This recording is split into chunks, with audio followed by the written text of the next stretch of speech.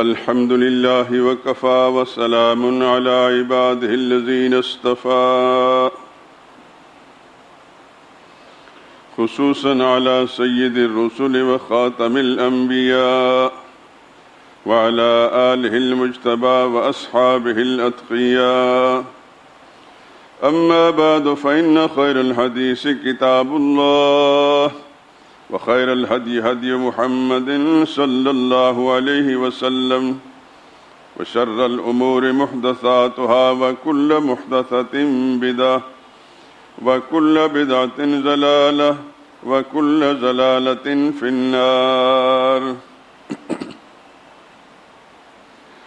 أعوذ بالله من الشيطان الرجيم. بسم الله الرحمن الرحيم. النبي أولى بالمؤمنين من أنفسهم وأزواجه أمهاتهم وأولو الأرحام بعضهم أولى ببعض في كتاب الله من المؤمنين والمهاجرين إلا أن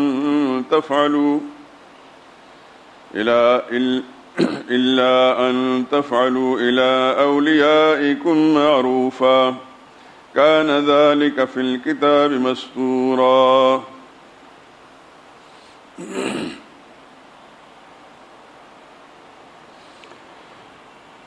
پیغمبر مومنوں پر ان کی جانوں سے بھی زیادہ حق رکھتے ہیں، اور پیغمبر کی بیویاں ان کی مائیں ہیں، اور رشتہ دار آپس میں کتاب اللہ کی روح سے مسلمانوں اور مہاجروں سے ایک دوسرے کے ترکے کے زیادہ حقدار ہیں، مگر یہ کہ تم اپنے دوستوں سے احسان کرنا چاہو. یہ حکم کتاب اللہ یعنی قرآن کریم میں لکھ دیا گیا ہے. سبحان ربک رب العزت عما یصفون وسلام علی المرسلین والحمد للہ رب العالمین. درود پاک پڑھ لیں. اللہم صلی علی محمد وعلی آل محمد کما صلیت علی ابراہیم وعلی آل ابراہیم انک حمید مجید. اللہم بارک علی محمد وعلی آل محمد کما بارکت علی ابراہیم وعلی آل ابراہیم انک حمید مجید.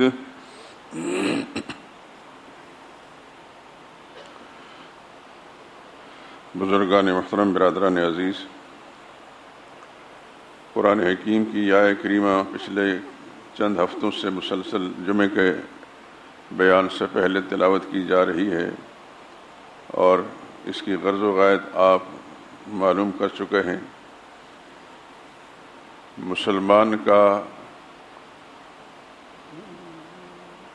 نبی سے تعلق ایمان کا بھی ہے اور احترام کا بھی ہے، اتباع کا ہے، لیکن نبی کی نسبت سے نبی کے خاندان اور متعلقین کے ساتھ احترام کا تعلق ایک مسلمان کا ہے. ظاہر بات ہے کہ احترام کا تعلق تبھی قائم رہ سکتا ہے کہ جب پہچان ہو، اور جس آدمی کو پہچان ہی نہیں تو وہ کیا اس کے ساتھ محبت، احترام، عقیدت کا رشتہ قائم کر سکتا ہے. دنیا میں انسانوں سے تعلقات یا تو نسب کا رشتہ ہوتا ہے، یعنی جس کو آپ دھدیالی رشتہ کہتے ہیں، باپ ہے، چچا ہیں، پھوپھیاں ہیں، دادا ہے، دادی ہے، الی ھذا القیاس، یہ سب نسبی رشتے ہیں. ایک حسبی رشتہ ہوتا ہے، ماں ہے، نانا ہے، نانی ہے، خالائیں ہیں، ماموں ہیں، وغیرہ ذالک. یہ جو آپ اردو زبان میں کہیں پڑھتے ہیں نا حسب و نسب، اس کا فرق بھی سمجھ لیجئے. لوگ اس کو ایک ہی چیز سمجھتے ہیں، یہ ایک چیز نہیں ہے. نسب ددیالی رشتے کو کہا جاتا ہے اور حسب ننیالی رشتوں کہا جاتا ہے. دونوں اکٹھے آتے ہیں. یہ بڑا باریک سا فرق اور ہر جگہ لکھا نہیں ہوتا. اس کے لیے بھی بہت تجسس کرنے کے بعد یہ ساری صورتیں سامنے آئی ہیں۔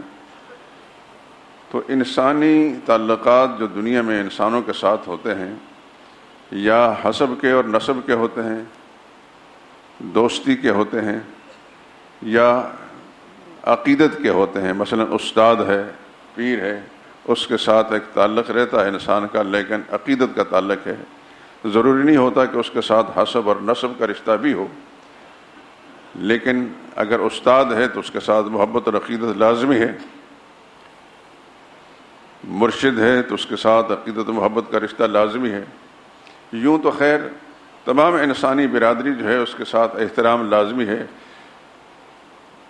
لیکن یہ جو اقسام میں نے عرض کی ہیں ان کے ساتھ تو ہر حال میں عقیدت احترام لازمی ہے، ورنہ انسان کے ایمان میں زوال کا خطرہ ہے۔ ایک آدمی اپنے استاد کا احترام نہیں کرتا، یا اپنے مرشد، جس کو مرشد یعنی مرشد کہتے ہیں رہنما کو، سیدھا راستہ دکھانے والے کو، اس کے ساتھ محبت اور عقیدت کا رشتہ نہیں ہے، احترام نہیں ہے، تو وہ آدمی خائب و خاسر ہے، خسرت دنیا والآخرہ، اس کی دنیا آخرت برباد ہے۔ جہاں تک حسب و نسب کا تعلق ہے، اس کی پہچان بھی انسان کو ہوتی ہے، اس کے ساتھ احترام کا بھی تعلق ہے، لیکن سب سے بڑا رشتہ ایک مسلمان کا اللہ کے نبی کے ساتھ۔ انسانی رشتوں میں سب سے بڑا رشتہ انسان کا نبی کے ساتھ ہے، وہ محبت کا رشتہ بھی ہے اور ایمان کا رشتہ بھی ہے۔ اور پھر نبی کے ساتھ جو رشتہ ہے اس کے ساتھ ساتھ نبی کی رشتہ داری، یعنی رسول اللہ صلی اللہ علیہ وسلم کا ددیالی سلسلہ، ننیالی سلسلہ اور سسرالی سلسلہ، ان سب کے ساتھ ایک مسلمان کا ایک تعلق ہونا چاہیے۔ گزشتہ گفتگو کے اندر آپ حضرات ددیالی سلسلوں کے اندر کئی باتیں سن چکے ہیں۔ یہ معلوم کیا آپ نے کہ رسول اللہ صلی اللہ علیہ وسلم کے والد گرامی سمیت 10 بھائی تھے، ان 10 میں 2 تایا تھے، باقی سب چچا تھے۔ جو تایا ہیں انہوں نے اسلام کا زمانہ پایا ہی نہیں۔ 3 بھائی ایسے ہیں جنہوں کا حال ہی معلوم نہیں کہ اسلام کا زمانہ پایا ہے کہ نہیں پایا، اور 4 ایسے ہیں کہ جنہوں نے اسلام کا زمانہ پایا ہے، 2 ایمان کی دولت سے مالا مال ہوئے اور 2 کفر پر اڑے رہے۔ آپ حضرات کو اچھی طرح معلوم ہے جو ایمان کی دولت سے مالا مال ہوئے حضرت حمزہ ہیں اور سیدنا عباس ہیں رضی اللہ عنہما، اور 2 نے اسلام کا زمانہ پایا لیکن اسلام قبول نہیں کیا۔ ان میں سے ایک ابو لہب ہے، وہ تو شدید دشمن بھی رہا، اور دوسرے ابو طالب ہیں۔ عداوت اور دشمنی انہوں نے ظاہر تو نہیں کی لیکن رسول اللہ صلی اللہ علیہ وسلم پر ایمان نہیں لائے، حتیٰ کہ آخری دم بھی رسول اللہ صلی اللہ علیہ وسلم نے کوشش فرمائی ایمان لانے کی، انہوں نے کلمہ نہیں پڑھا، علی ملت عبد المطلب، کہ اپنے باپ دادا کا مذہب پر دنیا چھوڑ رہا ہوں، محمد رسول اللہ صلی اللہ علیہ وسلم کا دین نہیں۔ 3 شخصیتیں ایسی ہیں، ایک کا نام مقوم ہے، عبد الکعبہ بھی کہلاتے ہیں، ایک کا نام حجل ہے، وہ غیداق بھی کہلاتے ہیں، ایک کا نام زرار ہے۔ ان تینوں کا حال معلوم نہیں ہوا، اس وقت اس پر میں کوئی گفتگو نہیں کر سکتا۔ رسول اللہ صلی اللہ علیہ وسلم کے والد گرامی تو حضور کی ولادت سے پہلے دنیا سے چلے گئے تھے۔ آپ کے ایک تایا ہیں، وہ بھی رسول اللہ صلی اللہ علیہ وسلم کی ولادت سے پہلے دنیا میں، ان کا نام حارث ہے، اور ایک تایا انہوں نے رسول اللہ صلی اللہ علیہ وسلم کی کفالت بھی کی، خدمت بھی کی ساری، لیکن رسول اللہ صلی اللہ علیہ وسلم کا زمانہ نہیں پایا انہوں نے اسلام والا، یعنی جب اسلام آیا رسول اللہ پر وحی آئی تو اس سے پہلے دنیا سے چلے گئے تھے۔ اس واسطے ان کے بارے میں کوئی رائے ظاہر نہیں کی جا سکتی۔ صرف 4 آدمی ہیں کہ 4 نے زمانہ اسلام پایا، حضور کی نبوت کا زمانہ پایا، 2 ایمان کی دولت سے مالا مال ہوئے اور 2 ایمان سے محروم رہے۔ رسول اللہ صلی اللہ علیہ وسلم کی 6 پھوپھیاں ہیں، 2 کے ایمان کا حال معلوم نہیں ہے، ایک کا نام ام الحکیم البیضا ہے، دوسری کا نام برہ ہے۔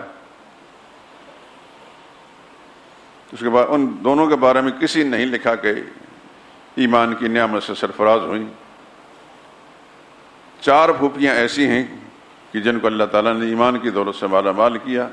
ایک تو بہت مشہور ہے حضرت صفیہ رضی اللہ تعالیٰ عنہ، ہر ایک نے لکھا ہے کہ وہ سیدنا حمزہ کی جڑواں بہن ہے، یعنی دونوں کی ماں بھی ایک ہے۔ اور 3 اور ہیں، ایک کا نام عاتقہ ہے، ایک کا نام امیمہ ہے، ایک کا نام اروہ ہے۔ اکثر لوگوں نے ان کی ایمان کا ذکر نہیں کیا، لیکن میں نے تحقیق کی ہے۔ حافظ بن حجر عسقلانی جو بہت بڑے محدث بھی ہیں، بہت بڑے مورخ بھی ہیں اور انساب کے بھی بڑے ماہر ہیں، صحابہ کرام کے تذکرے پر انہوں نے بڑی جامع کتاب لکھی ہے، اس میں انہوں نے ان تینوں کا ذکر کیا کہ تینوں ایمان کی دولت سے مالا مال، حضرت اروہ، حضرت امیمہ، حضرت عاتقہ، اور چوتھی تو مشہور ہے حضرت صفیہ رضی اللہ تعالی عنہن۔ 6 پھوپھیوں میں سے 2 کے ایمان کا حال معلوم نہیں یا ایمان نہیں لائیں، 4 مومنہ ہیں۔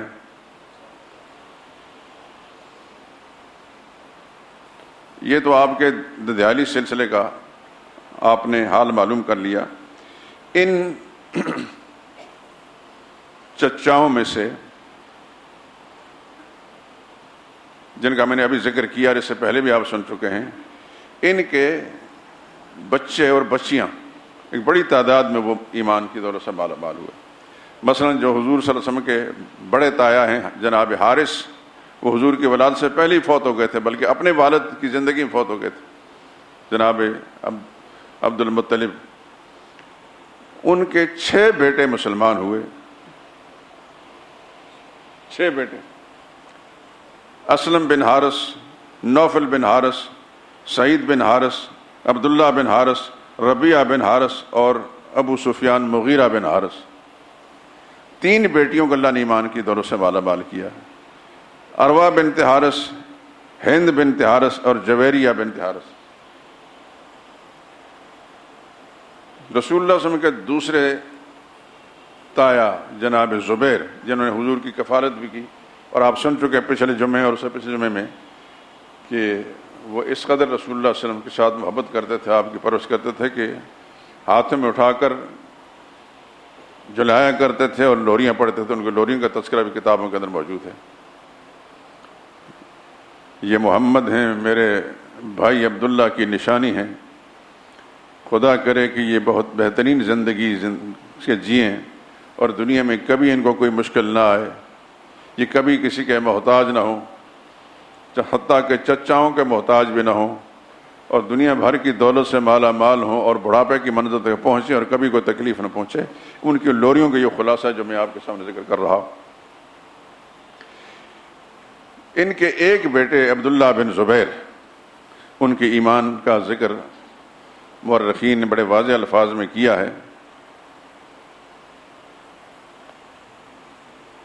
اور ان کی 4 بیٹیاں، ان کے ایمان کا حال ذکر ہے، ایک بیٹا اور 4 بیٹیاں۔ اس طرح جناب ابو طالب جو سیدنا علی کے والد ہیں، ان کے 3 بیٹے ایمان والے ہیں، عقیل، جعفر اور سیدنا علی رضی اللہ عنہم۔ ایک بیٹے کفر پر مرے، اس کا نام طالب تھا، جس کی وجہ سے ابو طالب کہلاتے ہیں۔ ان کے مرنے کے بارے میں 2 قسم کی آراء بیان کی گئی۔ ایک نے کہا کہ غزوہ بدر میں مسلمانوں کے خلاف لڑتے ہوئے مسلمانوں کے ہاتھوں سے مارے گئے، بعض نے کہا کہ یہ کہیں بھاگ گئے تھے اور پھر گمنامی کی حالت کے اندر فوت ہوئے، کچھ پتہ نہیں واپس نہیں آئے، واللہ عالم۔ 3 کو اللہ تعالیٰ نے ایمان کی دولت سے مالا مال کیا، حضرت عقیل، حضرت جعفر اور حضرت علی۔ ان کی جناب ابو طالب کی 3 بیٹیاں بھی ایمان کی دولت سے مالا مال ہوئی۔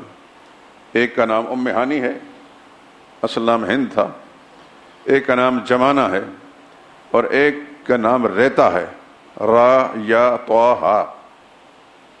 3 بیٹے اور 3 بیٹیاں مسلمان ہیں۔ یہ میں اس لیے ذکر کر رہا ہوں کہ آپ یقیناً کتابوں کا مطالعہ کرتے ہوں گے، لیکن اس تفصیل کے ساتھ کسی نے ذکر نہیں کیا، اور نہ ہی ہمارا مذہبی طبقہ اس میں کوئی دلچسپی رکھتا ہے کہ رسول اللہ صلی اللہ علیہ وسلم کے خاندان کے مختلف سلسلے جو ہیں لوگوں کے سامنے واضح کر دیجیے۔ ابو لہب حضور صلی اللہ علیہ وسلم کا چچا تھا، شدید مخالف، لیکن اللہ نے اس کے 2 بیٹوں کو ایمان کی دولت سے مالا مال کیا. ایک کا نام عتبہ تھا، دوسرے کا نام معتب تھا. یہ دونوں ہی ایمان کی دولت سے مالا مال ہوئے اور صحابیت کے شرف میں تھے. ابو لہب کی 4 بیٹیوں کو اللہ نے ایمان کی دولت سے. یہ میں دیکھتا ہوں کہ ان خاندانوں کے اندر بیٹیاں زیادہ ایمان والی. ابو لہب کی ایک بیٹی کا نام درہ ہے، بڑی مشہور صحابیہ ہیں. سبیعہ ہے، خالدہ ہے، عزہ. سیدنا حمزہ رضی اللہ تعالی عنہ کے تین بیٹے ایمان کی دولت سے مال ہے. ایک کا نام عمارہ ہے، ایک کا نام یعلا ہے، ایک کا نام عمر ہے. اور حضرت حمزہ کی 5 بیٹیاں ایمان کی دولت سے مال ہوئی. سیدنا عباس رضی اللہ تعالیٰ عنہ کے 11 بیٹوں کو اللہ نے ایمان کی دولت سے مال والی اور 5 بیٹیاں. یہ وہ مختصر سا حال تھا، میں نے آپ کے سامنے ذکر کیا کہ چچاؤں کے بیٹے بیٹیاں 26 بیٹے اور 27 بیٹیاں ایمان کی دولت سے مال والے. لیکن آپ حضرات جتنی گفتگو سن رہے ہیں، آپ کتابوں کے اندر اس طرح نہیں پڑھتے، کوئی ضرورت ہی محسوس نہیں کرتا. اس کے لیے بہت سمجھو کہ دیدہ ریزی کی گئی، بہت مطالعہ کیا گیا، بہت تحقیق و تلاش کے بعد یہ ساری چیزیں سامنے آئیں الحمدللہ العظیم. اور پوری شرح صدر کے ساتھ میں بات کر رہا ہوں. اس کے ساتھ ساتھ آپ یہ ذہن نشین فرما لیجئے کہ رسول اللہ صلی اللہ علیہ وسلم کے والدہ ماجدہ سیدہ آمنہ یہ ننیالی سلسلہ ہے، حسب ہے. سیدہ آمنہ کے والد کا نام وہب تھا، آمنہ بنت وہب. اور سیدہ آمنہ کی والدہ کا نام برہ تھا، یعنی رسول اللہ صلی اللہ علیہ وسلم کی نانی، ان کا نام برہ تھا اور پرنانی کا نام ام حبیب تھا. اس سے آگے تحقیق کرنے کی میں نے ضرورت محسوس نہیں کی. جو قریب قریب کے رشتے ہیں ان کے بارے میں بتانا چاہتا ہوں کہ والد کا نام وہب ہے سیدہ آمنہ کے، اور سیدہ آمنہ کی والدہ کا نام برہ ہے، اور سیدہ آمنہ کی نانی کا نام ام حبیب ہے. رسول اللہ صلی اللہ علیہ وسلم کی پڑنانی ہوئی. رسول اللہ صلی اللہ علیہ وسلم کے ماموں میں سے بڑی تجسس تحقیق کے بعد 2 ماموں کا حال معلوم ہوا کہ یہ صاحب ایمان ہے. ایک کا نام اسود بن وہب ہے، اسود سیدہ آمنہ کے بھائی ہیں، اور ایک کا نام عمیر بن وہب ہے. 2 ماموں کا ایمان کا حال معلوم ہوا. رسول اللہ صلی اللہ علیہ وسلم کی 2 خالاؤں کا حال معلوم ہوا. ایک خالہ ہے، ان کا نام فریعہ بنت وہب، اور ایک کا نام فاختہ ہے. اس کے علاوہ رسول اللہ صلی اللہ علیہ وسلم کے کچھ ماموزاد بھائی ہیں، ماموزاد کے بھائیوں کی اولادیں ہیں.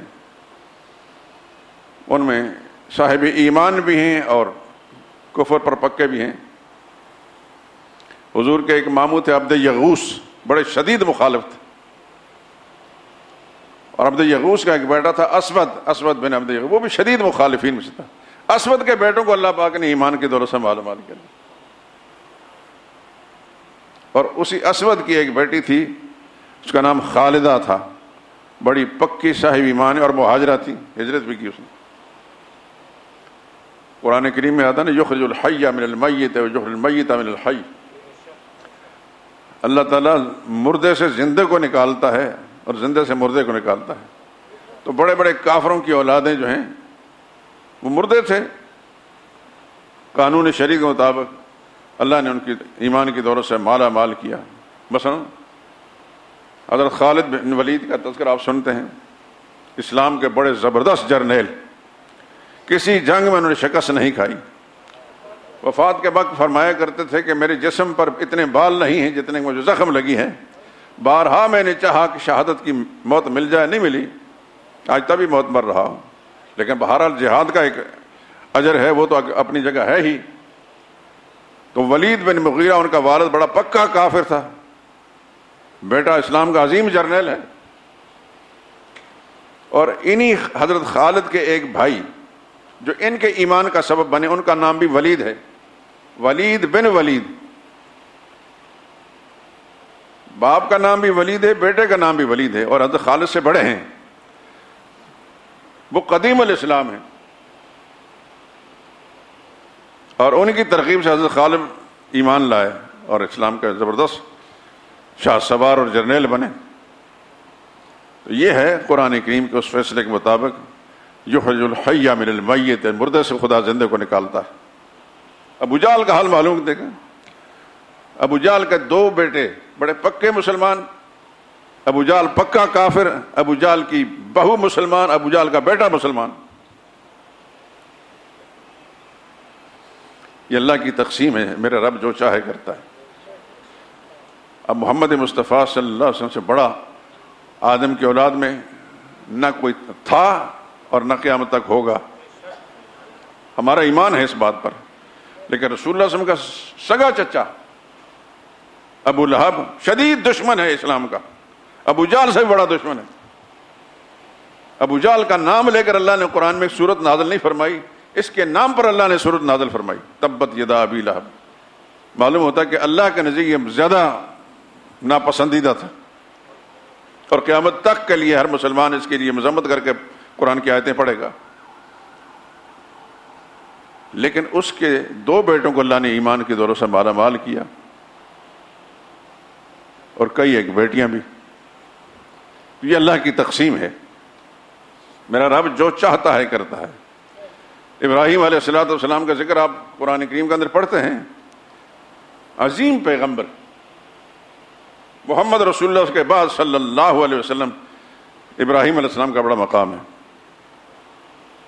اور اتنا بڑا مقام ہے کہ قرآن کریم کی تلاوت کے دوران آپ دیکھتے ہوں گے کہ حضور صلی اللہ علیہ وسلم کو بھی اللہ نے پابند کیا، فاتبع ملت ابراہیم، میرے نبی آپ ابراہیم کے طریقے پر چلیں۔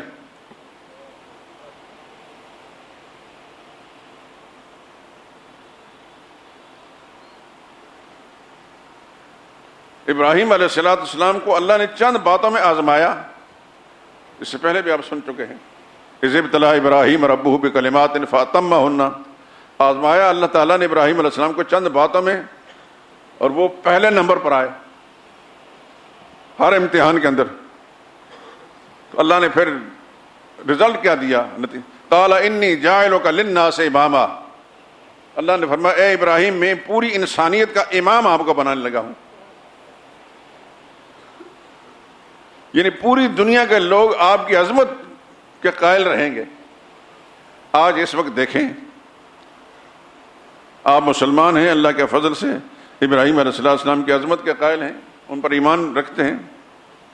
آپ کا پڑوسی ہندوستان، ہندو ایمان نہیں لاتا، لیکن ابراہیم علیہ السلام کی عظمت کا وہ بھی قائل ہے۔ انہوں نے جو اپنے مندروں کے اندر بت بنا کر رکھے ہیں، ان بتوں کے اندر ایک برہما بت بھی ہے،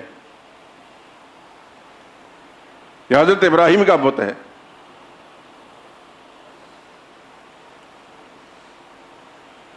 اہل کتاب یہود و نصارہ حضرت ابراہیم کو ابراہام کہتے ہیں، ہندو برہما کہتے ہیں، تو بت اس لیے بنا عقیدت رکھتے ہیں۔ مسلمان بھی مانتے ہیں، کافر بھی مانتے ہیں ان کو۔ یہ اللہ تعالیٰ کے اس امتحان پر اترنے کا ایک صلہ ملا۔ لیکن ابراہیم علیہ السلام کے والد قرآن کریم میں اذ قال ابراہیم لابیہ آزر اتتخذ اصناما آلہہ انی اراک وقومک فی ضلال مبین، ابراہیم علیہ السلام نے اپنے والد آزر سے کہا آپ نے بتوں کو اپنا الہ بنا رکھا ہے کہ ان بتوں سے سمجھتے یہ حجت روار مشکل کشا ہیں، میں آپ کو بھی اور آپ کے ساری قوم کو بھی بھٹکا ہوا دیکھ رہا ہوں، کھلی گمراہی میں۔ اسی آزر کے گھر میں اللہ تعالیٰ نے اپنی رحمت سے ابراہیم علیہ السلام کے انسان کو پیدا کیا، اور پھر اللہ پاک نے مزید امتحان یہ دیا، وَجَعَلْنَا فِي ذُرِّيَّتِهِ النُّبُوَّةَ وَالْكِتَابَ۔ ابراہیم علیہ السلام ان امتحانات کے اندر جب ہر امتحان میں اعلیٰ نمبر لیتے رہے، تو پھر ہم نے فیصلہ کیا کہ آج کے بعد یعنی ابراہیم کے بعد قیامت تک نبوت کا اور کتاب کا جو سلسلہ ہوگا وہ ان کی نسل میں سے ہوگا۔ چنانچہ جتنے بھی بنی اسرائیلی نبی آئے سب ابراہیم علیہ السلام کی اولاد میں، اور بنو اسماعیل میں محمد رسول اللہ ہے وہ بھی حضرت ابراہیم علیہ السلام کی اولاد میں۔ اور عجیب بات ہے، اللہ کی شان پر قربان جائیں، دنیا میں جتنے جعلی دجال جھوٹے نبوت کے دعوے دار پیدا ہوئے ان میں سے کوئی بھی حضرت ابراہیم کی اولاد میں سے نہیں تھا۔ تحقیق کرنے والوں نے تحقیق کی کہ یہ جھوٹا آدمی جعلی نبوت کا دعوے دار کل کو یہ نہ کہے کہ میرا سلسلہ حضرت ابراہیم سے ملتا ہے لہذا میں نبی ہوں۔ قضاء و قدر کے فیصلے ایسے ہی رہے کہ اللہ تعالیٰ نے ایسوں سے یہ اعلان کروایا کہ حضرت ابراہیم کے ساتھ تعلق کوئی نہیں تھا، حتیٰ کہ آپ کا مسلمہ پنجاب جانتے ہیں نا، جاننا چاہیے، ایک تو مسلمہ کذاب تھا نا حضور کے زمانے میں، یہ مسلمہ پنجاب جو قادیان میں گزرا ہے،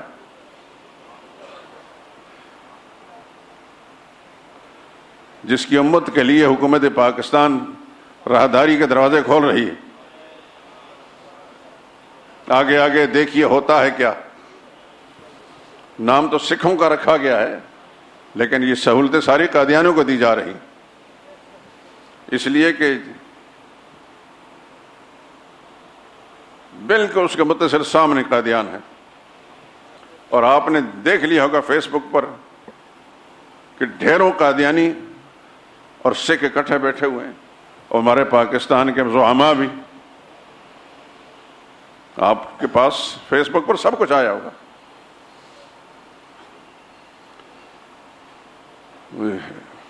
ہم کو ان سے ہے وفا کی ہے امید جو نہیں جانتے وفا کیا ہے۔ سر ہمارے اعمال کی شامت ہے، اللہ سے ہر دعا مانگا یا اللہ ہمیں بڑے امتحان سے اور آزمائش سے محفوظ رکھیں۔ قادیانیوں کی سرگرمی اس حکومت کے آنے کے ساتھ بہت زیادہ بڑھ گئی ہیں پورے ملک کے اندر۔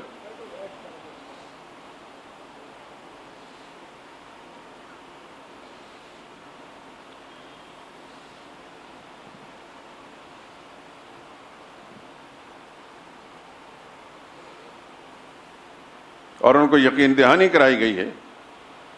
قادیانی کو جو بڑا ہے مرزا مفرور، اس کا آپ نے نیٹ پر بیان پڑھ لیا ہوگا کہ ان لوگوں نے ان کے ساتھ رابطہ کیا کہ ہمیں ووٹ دیں۔ انہوں نے کہا یہ ووٹ کیوں دیں جب ہمیں تمہاری اسمبلی میں غیر مسلم قرار، انہوں نے کہا جب اسمبلی میں پہنچے گا تو پھر تمہارے حق میں بات کریں گے ہم، یعنی تمہیں اقلیت قرار دینے اور غیر مسلم قرار دینے کا جو پروگرام ہے اس کو ہم ختم کرنے کی کوشش کریں گے۔ یہ یقین دہانی کرائی گئی ان کی۔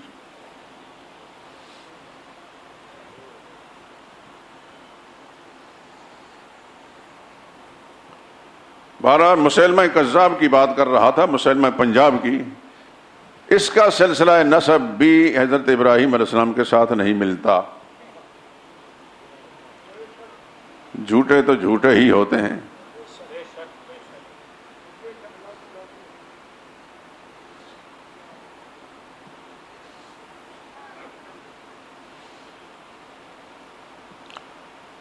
بات ہو رہی تھی حضرت ابراہیم علیہ السلام کی کہ ابراہیم علیہ السلام عظیم پیغمبر ہیں لیکن باپ کافر ہے۔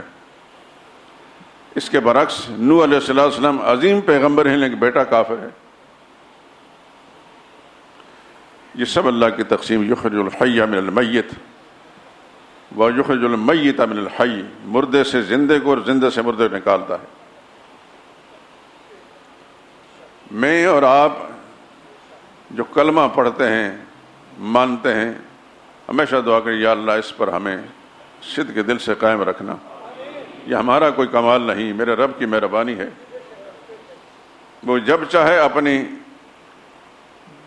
ہدایت کے فیصلے واپس لے لے، پلک جھپکنے سے پہلے انسان کہیں سے کہیں پہنچ جاتا۔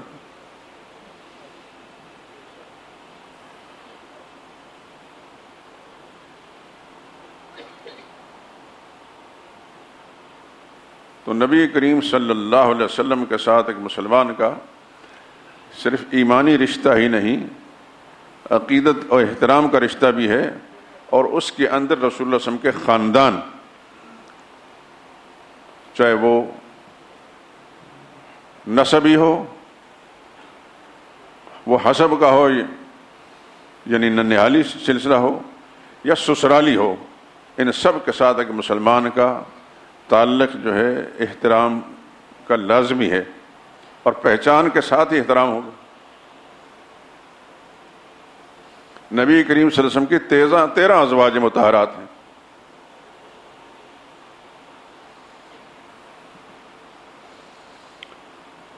سب سے پہلی ہیں سیدہ خدیجہ رضی اللہ تعالی عنہا۔ پچھلے جمعے آپ سن چکے ہیں کہ ان کے ساتھ نکاح کرنے سے پہلے رسول اللہ صلی اللہ علیہ وسلم نے اپنے ایک چچا جس کا نام ابو طالب ہے، ان کی بیٹی جن کا نام ہند تھا، ام ہانی کے نام سے مشہور ہیں، رشتہ مانگا، مگر چچا نے اپنی بیٹی کا رشتہ دینے سے انکار کر دیا۔ حضور کے مقابلے میں ابو جہل کے چچیرے بھائی، اس کا نام تھا حبیرہ، لاہوری جس میں لاہور لکھا جاتا ہے، حبیرہ مخزومی، بنو مخزوم میں سے تھا، ابو جہل کے خاندان کا، اس کو رشتہ دے دیا۔ رحمت عالم صلی اللہ علیہ وسلم محمد مصطفیٰ صلی اللہ علیہ وسلم کو رشتہ نہ دیا۔ رسول اللہ صلی اللہ علیہ وسلم رنجیدہ بھی ہوئے، گلہ بھی کیا، وہ آپ سن چکے ہیں۔ بالآخر محمد مصطفیٰ صلی اللہ علیہ وسلم کی زوجیت میں آنے کا یہ شرف جس کو نصیب ہونا تھا، وہ سیدہ خدیجہ رضی اللہ تعالی عنہا ہے۔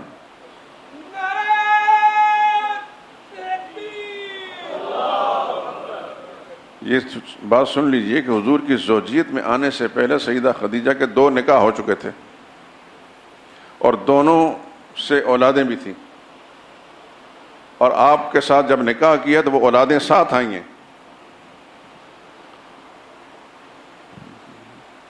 سیدہ خدیجہ کا پہلا نکاح جس شخص کے ساتھ ہوا اس کا نام تھا ہند بن نباش بن زرارہ، تمیمی خاندان کے تھے۔ انہوں نے اسلام کا زمانہ نہیں پایا، ان سے 4 بیٹے تھے سیدہ خدیجہ رضی اللہ تعالی عنہا کے، نام میں سنا دیتا ہوں، آپ حضرات ذہن نشین فرما لیں، جب بھی مطالعہ کریں اللہ توفیق دے تو پھر اس بات کو ذہن نشین فرمائیں۔ ایک بیٹے کا نام تھا حارث بن ابی حالہ، دوسرے کا نام تھا طاہر بن ابی حالہ، تیسرے بیٹے کا نام تھا ہند بن ابی حالہ، اور چوتھے کا نام تھا حالہ بن ابی حالہ۔ عربوں کے اندر پہلے بھی کنیت مشہور تھی، کچھ لوگ بیٹے کی طرف منسوب ہوتے تھے، کوئی باپ کی طرف منسوب ہوتے تھے۔ سیدہ خدیجہ رضی اللہ تعالی عنہا کے پہلے شوہر کے 4 بیٹے ان سے تھے، طاہر، حارث، ہند اور حالہ۔ یہ چاروں کو اللہ پاک نے ایمان کی دولت سے مالا مال کیا۔ جب حضور کے ساتھ ان کا نکاح ہوا تو یہ چاروں رسول اللہ صلی اللہ علیہ وسلم کے گھر میں آئے، اس لیے میں نے بتایا تھا کہ یہ حضور کا ربیب ہیں، یعنی رسول اللہ کے گھر میں پلتے رہے۔ اور ان چاروں میں سے ایک خوش نصیب جس کا نام حارث ہے، وہ حضور صلی اللہ علیہ وسلم کو بچاتے ہوئے، مشرکین مکہ جب رسول اللہ صلی اللہ علیہ وسلم پر چاروں طرف سے یلغار کی تو وہ اپنی جان پر کھیل کر حضور صلی اللہ علیہ وسلم کو بچا لیا، خود شہید ہو گئے صحن کعبہ کے اندر۔ یہ پہلے شہید ہیں، یاد رکھنا۔ آپ کے میڈیا والے، ٹی وی والے یہ سوال پوچھتے رہتے ہیں، پتہ کسی کے نہ ان کو پتہ ہوتا تھا نہ جواب دینے کو پتہ ہوتا ہے۔ مردوں میں سب سے پہلے شہادت کا رتبہ فاز ہونے والے سیدہ خدیجہ کے بیٹے، ان کا نام ہے حارث بن ابی حالہ، اول شہید فی الاسلام، حافظ بن حجر الاسقلانی نے لکھا ہے۔ تو یہ چاروں بھائی، طاہر، حارث، ہند اور حالہ، چاروں بھائی مسلمان اور رسول اللہ صلی اللہ علیہ وسلم کے گھر میں آئے، چاروں حضور کے ربیب تھے۔ سیدہ خدیجہ رضی اللہ تعالیٰ عنہ کا دوسرا نکاح ایک مخزومی سے، تو عتیق بن عائز مخزومی کے ساتھ ہوا۔ ان سے سیدہ خدیجہ کے بیٹا نہیں تھا، صرف ایک بیٹی، اس کا نام بھی ہند تھا۔ یہاں یہ بھی ذرا اپنے ذہن کے اندر بٹھا لیجئے کہ اس زمانے میں مردوں کے نام بھی ہوتے تھے، عورتوں کے نام بھی ہوتے تھے۔ سیدہ خدیجہ کے پہلے شوہر سے ایک بیٹے کا نام ہند ہے، اور دوسرے شوہر سے ایک بیٹی ہے، ایک ہی بیٹی، اس کا نام بھی ہند ہے۔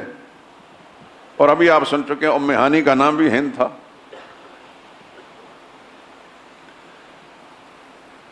وہ بھی ایمان کی دولت سے مالا مال ہوئی، رسول اللہ صلی اللہ علیہ وسلم کے گھر کے اندر وہ پلی ہیں۔ تو پہلے شوہروں سے حضور صلی اللہ علیہ وسلم کے گھر میں آنے والی کتنے بچے ہوئے؟ 5۔ اب دوسری بات بھی سن لیجئے، رسول اللہ صلی اللہ علیہ وسلم کے ایک اور زوجہ مطہرہ ہیں حضرت ام سلمہ۔ ان ام سلمہ کا اصل نام بھی ہند تھا۔ ام سلمہ جب بیوہ ہوئی ہیں، ان کے شوہر جب شہید ہو گئے،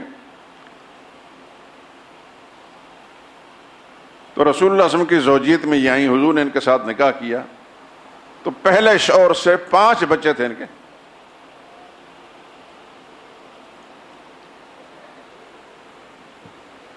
پہلے شوہر سے 5 بچے تھے، 5 حضرت خدیجہ لے کر آئیں اور 5 حضرت ام سلمہ لے کر آئیں۔ کتنے ہو گئے؟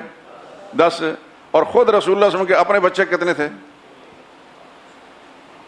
6 تو سیدہ خدیجہ سے، 4 بیٹیاں اور 2 بیٹے، اور ایک حضرت ماریہ قبطیہ سے حضرت ابراہیم۔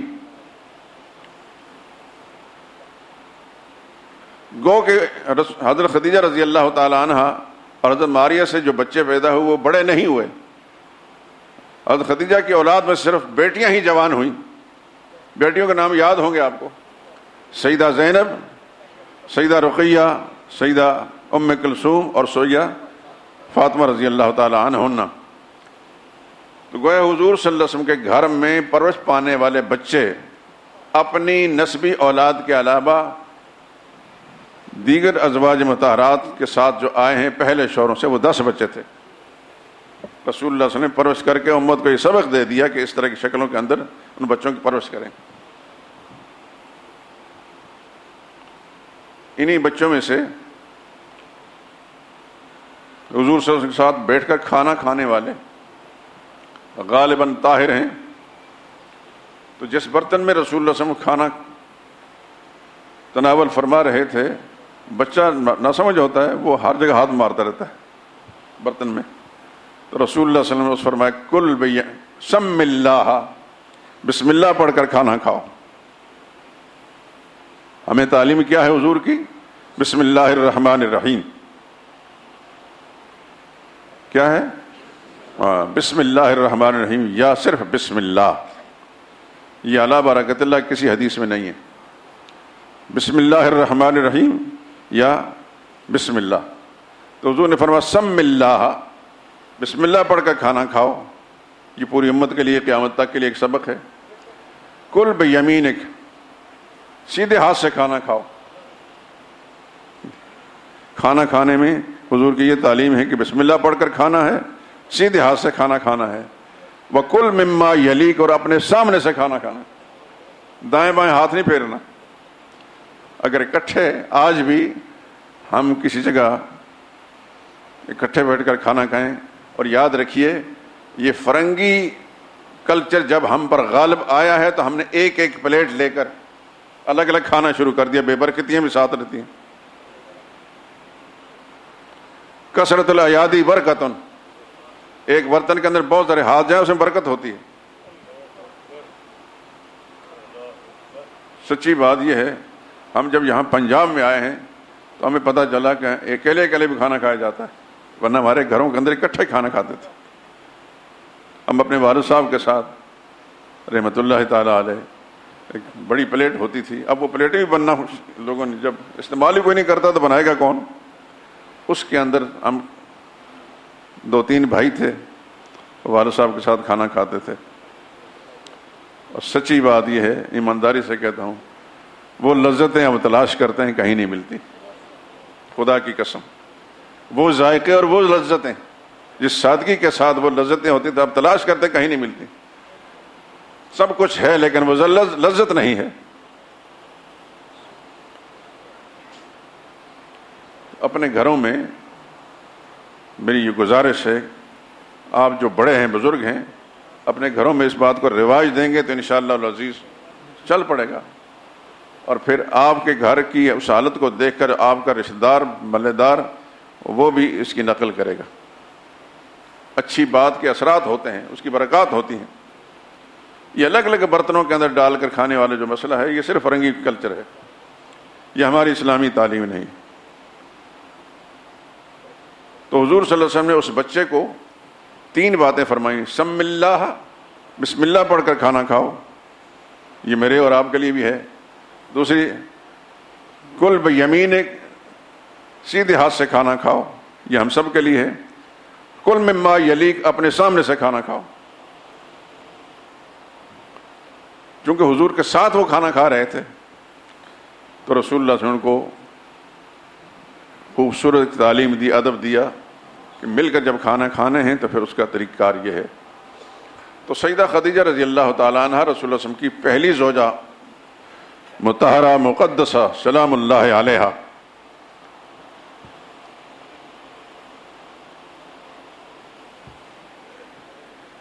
جب اس کی ضرورت پڑی تو کر دیں گے۔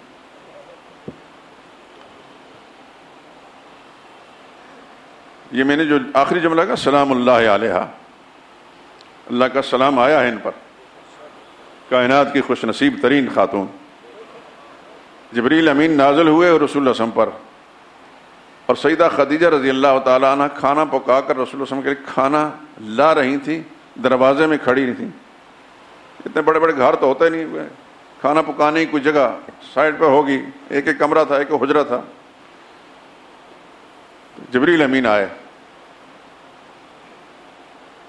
کس شکل میں آئے، نبی کو نظر آئے نہیں آئے اس میں حدیث میں مجھے کوئی واضح نہیں، لیکن اتنی بات ضرور ہے کہ جب جبریل امین آئے تو حضور صلی اللہ علیہ وسلم کو مخاطب کر جبریل نے فرمایا یا رسول اللہ خدیجہ کھانا لائی ہیں، اور ساتھ فرمایا کہ اللہ نے ان پر سلام بھیجا ہے، اللہ نے ان پر سلام بھیجا ہے۔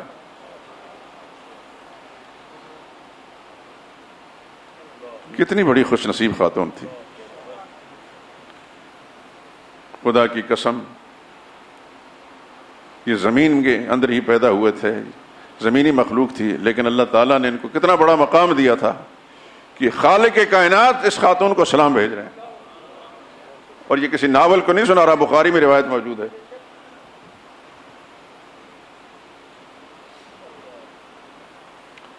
اور شاید ان کی زندگی کا کوئی ایک لمحہ ایسا نہیں گزرا کہ رسول اللہ صلی اللہ علیہ وسلم نے کوئی ارادہ ظاہر فرمایا ہو، کوئی کام کیا ہو تو انہوں نے انکار کیا ہو۔ مردوں میں ابو بکر صدیق، جن کے بارے میں کسی شاعر نے کہا نہ رفت لا بر زبان او ہرگز، نہ رفت لا بر زبان او ہرگز مگر باشہد اللہ الہ الا اللہ، کہ اس شخص کی زبان پر لا کبھی نہیں آیا، نہ کبھی نہیں۔ ہاں البتہ اللہ کی وحدانیت کا اقرار کا اشہد اللہ میں لا آیا ہے، لیکن باقی حضور صلی اللہ علیہ وسلم نے کوئی بات فرمائی ہو اور انہوں نے کہا نہیں، ایسا نہیں۔ فنا فر رسول کا اگر دنیا میں اولین مصداق تھا تو ابو بکر صدیق تھے۔ اسی لیے اللہ تعالیٰ نے ان کو مقام بھی وہ دیا، افضل البشر بعد الانبیاء، نبیوں کے بعد سب سے بڑا انسان ابو بکر صدیق ہے۔ میں طالب علم ہوں، کتابوں کا مطالعہ کرتا رہتا ہوں، تو میں نے اللہ پاک کی رحمت کے ساتھ یہ چیز میرے سامنے آئی ہے کہ صحابہ میں سب صحابہ کا موقف یہ تھا کہ جس معاملے میں ابو بکر صدیق کوئی فیصلہ کر لیں تو پھر کسی نے اس میں اختلاف نہیں کیا۔ اور یہی وجہ ہے کہ اللہ کے ہاں ان کا وہ مقام تھا، اور وہ مقام اللہ کے نبی کو معلوم تھا کہ حضور صلی اللہ علیہ وسلم کی مرض الوفات میں، بیماری کے ایام میں جب نماز کا وقت آیا تو حضور نے فرمایا مروا ابا بکر فلیصلی بالناس، ابو بکر سے کہو کہ لوگوں کو نماز پڑھائیں۔ تو حضرت عائشہ صدیقہ جو انہی کی صاحبزادی تھی، انہوں نے اپنے ساتھ حضرت حفصہ کو ملا لی جو حضرت عمر کی صاحبزادی تھی، کہ رسول اللہ سے عرض کرتے ہیں یا رسول اللہ ابو بکر بڑے رقیق القلب، نرم دل ہیں، آپ کو جب مسئلے پر نہیں دیکھیں گے تو یہ بے ہوش ہو کر گر جائیں گے، کسی مضبوط اعصاب کے مالک کو حضرت عمر کو کہیں نماز پڑھانے کا۔ یہ جب گزارش کی گئی تو پھر فرمایا حضور نے مروا ابا بکر فلیصلی بالناس، ابو بکر سے کہو لوگوں کو نماز پڑھائے۔ اور پھر جب خلافت کی باری آئی تو پھر فاروق اعظم نے فرمایا جس شخص کو نبی نے اپنی زندگی میں ہمارے مسلح کا امام بنایا تھا پھر دنیا کا امام بھی وہی ہوگا، رضی اللہ تعالی عنہ۔ تو ابو بکر صدیق کا ذکر اس لیے آ گیا کہ یہ واحد انسان ہے، کبھی ان کی زبان پر لا نہیں آیا۔ میری اپنی ذاتی تحقیق یہ ہے کہ ازواج مطہرات میں یہ واحد ہے حضرت خدیجہ کی ان کی زبان پر لا نہیں آیا۔ یہی وجہ ہے کہ حضور صلی اللہ علیہ وسلم نے پورے 25 سال ان کے ساتھ گزار دیے۔ حضور کی جوانی کا زمانہ ہے، نبی کریم صلی اللہ علیہ وسلم بھی 25 سال کے ہیں، حضرت خدیجہ بھی 25 سال کی ہیں، سن چکے ہیں آپ۔ اور پورے 25 سال تک جب تک وہ حیات رہی رسول اللہ صلی اللہ علیہ وسلم نے دوسرا نکاح نہیں کیا۔ کیا وفاداری تھی، کیا مقام تھا۔ اور حضور صلی اللہ علیہ وسلم کو ان کے ساتھ اس قدر پیار تھا کہ ان کی ایک ہمشیرہ تھی حضرت ابو العاص کی والدہ، ان کا نام حالہ تھا۔ ان دونوں بہنوں کی آوازیں آپس میں ملتی تھیں، کبھی کبھی جب وہ آ جاتی، رسول اللہ حضرت خدیجہ کی وفات کے بعد کبھی ہے، تو جب ان کی آواز کہیں سے رسول اللہ صلی اللہ علیہ وسلم کے کانوں میں پڑتی تو حضور فوراً سمجھتے خدیجہ آ گئیں، بے اختیار رسول اللہ صلی اللہ علیہ وسلم کی زبان مبارک خدیجہ آ گئیں۔ حالانکہ خدیجہ نہیں ہوتی، حضرت حالہ ہوتی تھی، لیکن یہ ہے کہ حضور صلی اللہ علیہ وسلم کو اس قدر پیار تھا ان کے ساتھ، ان کی وفاداری کا اس قدر اعتراف تھا کہ 25 سال رسول اللہ صلی اللہ علیہ وسلم کے ساتھ گزار لیے، رسول اللہ نے دوسرا نکاح نہیں کیا۔ 50 سال کی عمر میں یہ پہنچی ہیں، ان کا انتقال ہو گیا، اور رسول اللہ صلی اللہ علیہ وسلم بھی 50 سال کی عمر کو پہنچ چکے۔ ان کے انتقال کے بعد پھر رسول اللہ صلی اللہ علیہ وسلم نے سیدہ سودا کے ساتھ، سودا بنت زمع رضی اللہ تعالی عنہ، ان کے ساتھ نکاح کیا۔ لیکن سیدہ سودا جو تھی وہ تقریباً 50 سال کی عمر کو پہنچ چکی تھی، بوڑھی خاتون تھی۔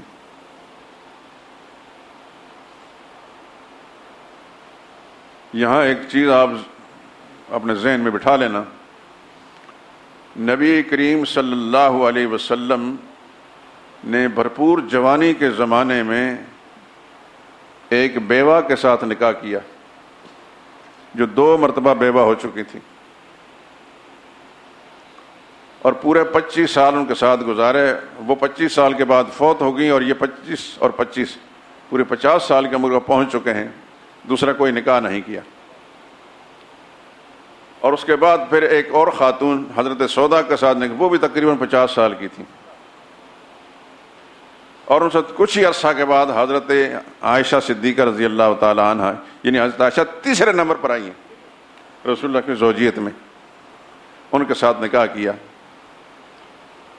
اور حضرت عائشہ کے بارے میں آپ کو مذہبی پیشواؤں نے کیا سکھایا ہے کہ نبی کریم صلی اللہ علیہ وسلم 52 یا 53 سال کی عمر پہنچے ہوئے ہیں، اور حضرت عائشہ 6 سال کی ہیں۔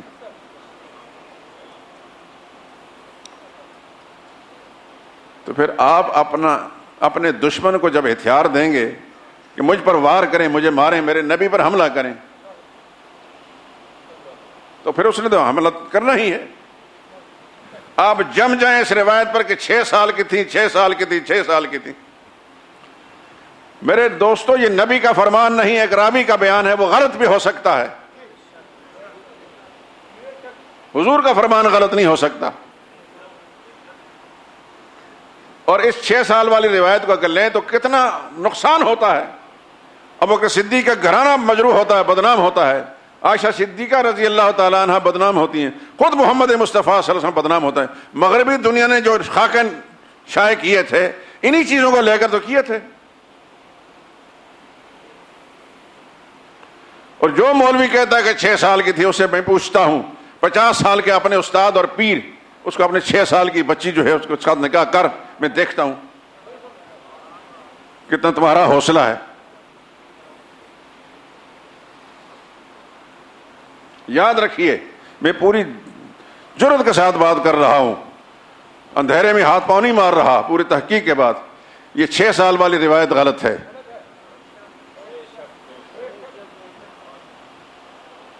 اور کئی قرائن ہیں اس کے غلط ہونے پر۔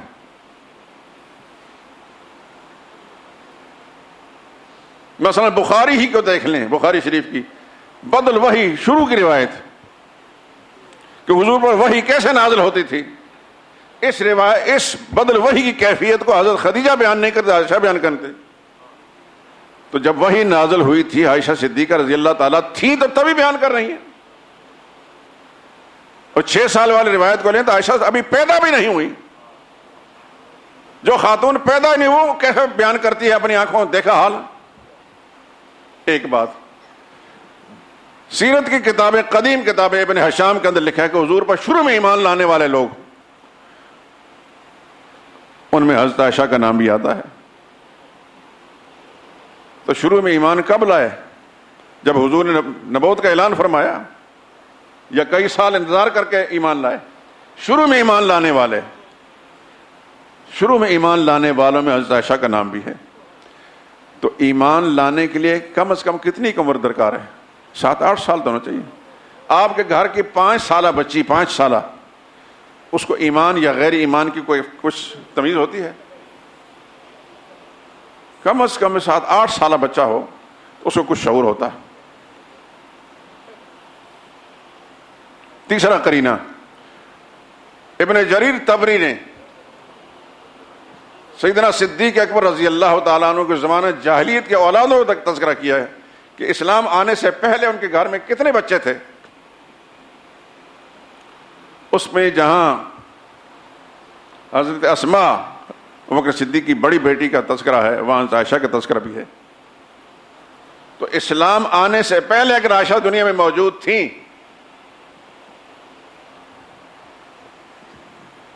تو پھر رسول اللہ صلی اللہ علیہ وسلم کے نکاح کے وقت 6 سال کی کیسے ہو گئی؟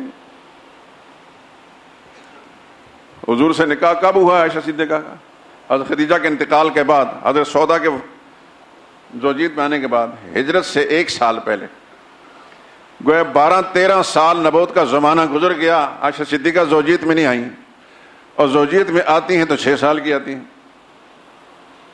جبکہ قدیم مورخین کہتے ہیں کہ وہ تو پہلے زمانہ اسلام سے پہلے ہی دنیا میں آ چکی تھیں۔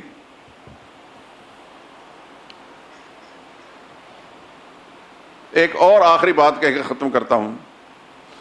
تمام مورخین نے، سیرت نگاروں نے لکھا ہے، ان دونوں بہنیں، حضرت اسماء ابوبکر صدیق کی بڑی بیٹی اور دوسری عائشہ صدیقہ رضی اللہ تعالیٰ، ان دونوں بہنوں میں 10 سال کی عمر کا فرق تھا۔ اب حساب آپ لگا لینا۔ حضرت اسماء 100 سال کی عمر کو پہنچی ہیں اور ان کا انتقال 73 ہجری میں ہوا ہے۔ 100 سال کی عمر میں پہنچی ہیں، 100 سال کی عمر انتقال ہوا اور 73 ہجری میں ہوا۔ جو خاتون 73 ہجری میں 100 سال کی تھیں وہ یکم ہجری کو کتنے سال کی ہوں گی؟ 27 سال کی۔ ٹھیک ہے کہ نہیں؟ اگر یکم ہجری 27 سال کی تھیں تو ان کی چھوٹی بہن جو ان سے 10 سال چھوٹی تھیں وہ یکم ہجری کتنی ہوں گی؟ کسی بھی پہلو سے لے لیا جائے وہ روایت غلط ہے، اور اس میں کھلم کھلا توہین ہے سیدہ عائشہ رضی اللہ تعالی عنہا کی بھی۔ سیدنا صدیق اکبر صدیق کا گھرانہ بھی بدنام ہوتا ہے، خود محمد مصطفیٰ کی ذات بھی مجروح ہوتی ہے۔ پھر یہ بتائیں کہ عرب معاشرے میں عائشہ صدیقہ کو چھوڑ کر کتنے فیصد لوگ تھے جو 6 سال کی بچیوں کے نکاح کرتے تھے 50 سال کی عمر کے آدمیوں کے ساتھ؟ آج کتنے ہیں؟ ہے کوئی ایسی مثال؟ ویسے نسبت کوئی کر دے کہ میں بچی بڑی ہوئی تو فلاں کے ساتھ نکاح کروں گا، لیکن یہ کہ اس کے ساتھ نکاح ہو جائے 6 سال کی عمر میں، یہ مغربی دنیا والوں نے محمد مصطفیٰ صلی اللہ علیہ وسلم کے جو خاکے بنائے ہیں یہ انہی روایتوں کی بنا پر بنائے. ہمارے پاس دیکھیے، اگر ہم یہ کہیں ہماری یہ روایت بخاری میں ہے، بخاری کا میں اور آپ مانتے ہیں، وہ تو خدا کو بھی نہیں مانتے ہیں، ان کو بخاری سے کیا غرض ہے؟ ان کے سامنے تو کوئی معقول بات ہوگی تو تب. ایک اور آخری بات کہتا ہوں، وَابْتَلُوا الْيَتَامَى حَتَّى إِذَا بَلَغُوا النِّكَاحَ، قرآن کریم کی آیت ہے. ان بچیوں کو آزماتے رہو جب وہ نکاح کی عمر کو پہنچیں. یہ کہاں ہے؟ قرآن میں. کس نے فرمایا؟ اللہ نے. اللہ کے علم میں نکاح کی کوئی عمر ہے، اور نکاح کی عمر بلوغت ہے.